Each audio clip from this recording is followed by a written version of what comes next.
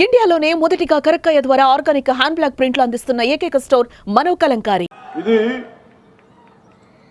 నీకోసం నేను ఎంత ప్రయత్నం చేశానంటే నా జీవితంలో ఎప్పుడు నేను ఏది అవ్వాలని ప్రయత్నం చేయను. నా డిప్యూటీ సీఎం, నా పొలిటికల్ లీడర్, డెస్టినీ, కాలం, ఫేట్ ఇక్కడ తీసుకొచ్చి పెట్టింది. భారతదేశం కోసం పనిచేసే శక్తిని మన సనాతన ధర్మం ఇచ్చింది. సో మీ అందరికీ నా విన్నపం,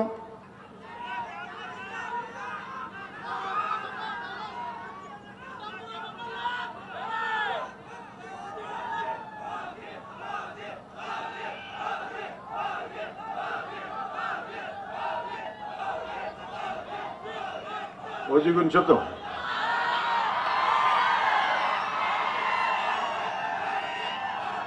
మీకు సినిమా గురించి చెప్తాను. సినిమాల్లో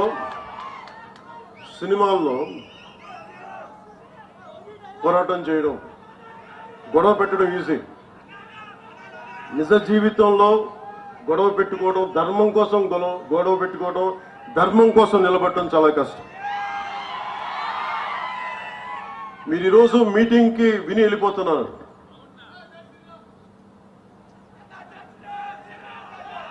రామనామం లేకుండా ఏ హిందూ గుండెలో రామనామం లేకుండా ఉంటుంది.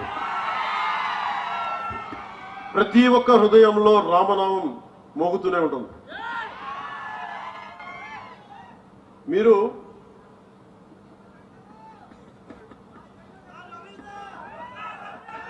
ఇందాక చెప్పిన రామ్ధారి సింగ్ దినకర్ గారిది ఆయన చెప్పేది, మనందరూ శక్తి లేదనుకుంటారు. ఈ రోజున ఒక పవన్ కళ్యాణ్ కాదు, అశోక్ చవాన్ గారు కాదు, ఇక్కడున్న నాయకులు కాదు, మీరు బలంగా అనుకుంటే, ఆమ్ జన్ అంటాం కదా, మీరు సామాన్య మానవులు అనుకుంటాం. నేను సామాన్యుడిని, నేను మీలాగే వచ్చాను. నా దేశం కోసం నిలబడాలి, మన సనాతన ధర్మం కోసం నిలబడాలి, పోరాడాలి. అది ఇక్కడ తీసుకొచ్చింది. సో రామ్ధారి సింగ్ దినకర్ గారు చెప్పింది,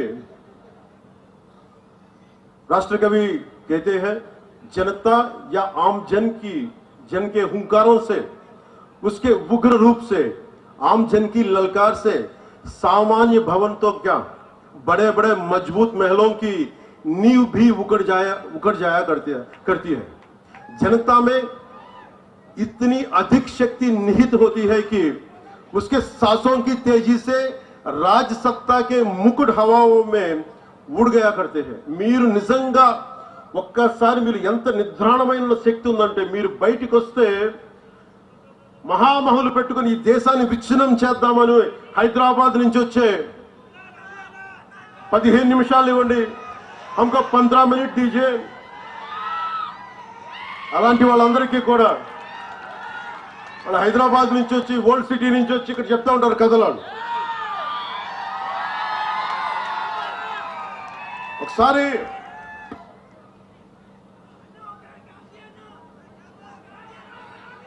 ఒక్కసారి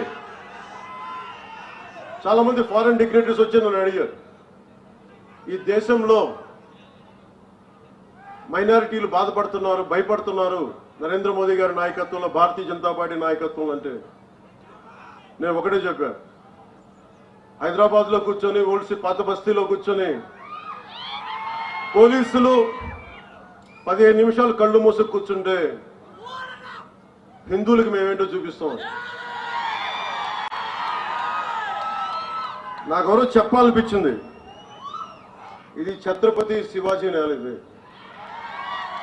ఇలాంటి ధమ్కీలకి భయపడం.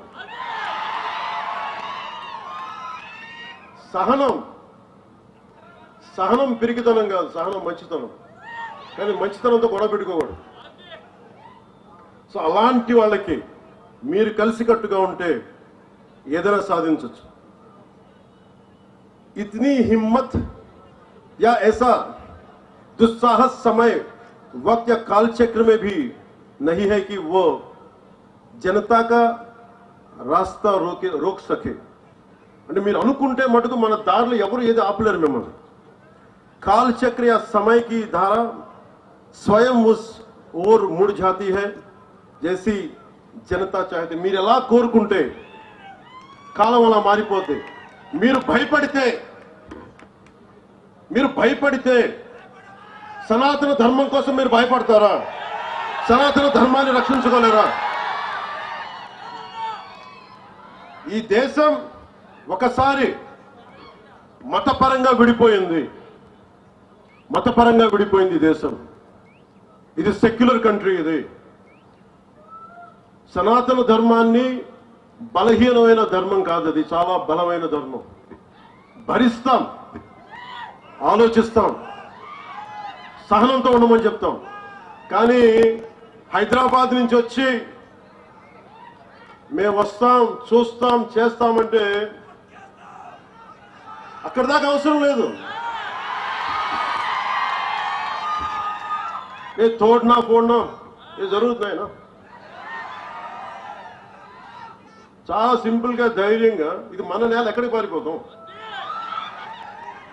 తల్వార్లు పట్టుకొని వస్తే చేతులు కట్టుకొని కూర్చుందాం. ఎవరికి దమ్ము ఉంది చేయడానికి? ఇది మీరు ఆలోచించండి. అందుకనే సినిమాల ఆనందం ఓజీ అనండి, ఇంకోటి అనండి, కానీ సనాతన ధర్మ పరిరక్షణ కోసం, మహారాష్ట్ర అభివృద్ధి కోసం, మరాఠీ భాష కోసం, మరాఠీ సంస్కృతి కోసం మనందరం పనిచేయాలి. ఈ రోజు నేను మీకోసం మీ ముందుకు అందుకే వచ్చాను.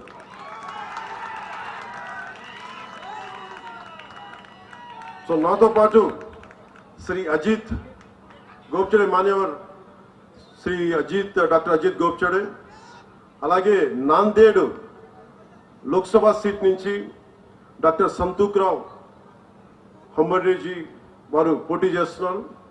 శ్రీ జితేష్ రావు సాహెబ్ డెగ్లూర్ అసెంబ్లీ నుంచి బీజేపీ అభ్యర్థిగా పోటీ చేస్తున్నారు. వారికి అఖండ విజయం ఇవ్వాలని మనస్ఫూర్తిగా మీ అందరినీ కోరుకుంటున్నాను. సుమన్ టీవీలో మీ పర్సనల్ అండ్ బిజినెస్ ప్రమోషన్స్ కోసం కింది నెంబర్కి కాంటాక్ట్ చేయండి.